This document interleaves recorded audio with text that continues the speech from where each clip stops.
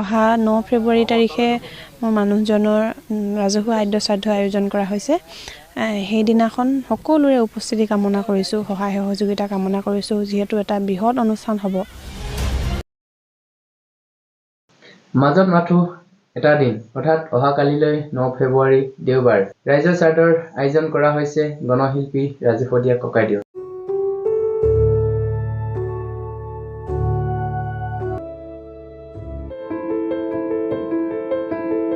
ৰাইজৰ শ্ৰাদ্ধৰ সংগতি ৰাখি প্ৰদৰ্শন কৰা হ'ব এখনি ভাওনা।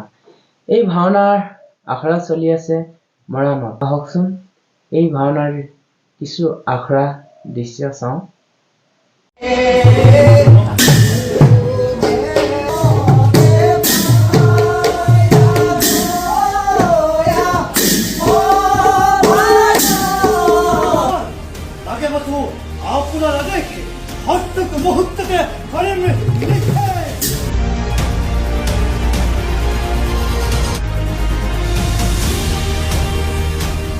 মৰমৰ শিল্পী জনতা শিল্পী ৰাজীৱ শদিয়াৰ আদ্য শ্ৰাদ্ধ অহা 9 ফেব্ৰুৱাৰী দেওবাৰে তেখেতৰ উপজা গাঁও টুপচিঙাত আমি ব্যাপকভাৱে আয়োজন কৰিছোঁ।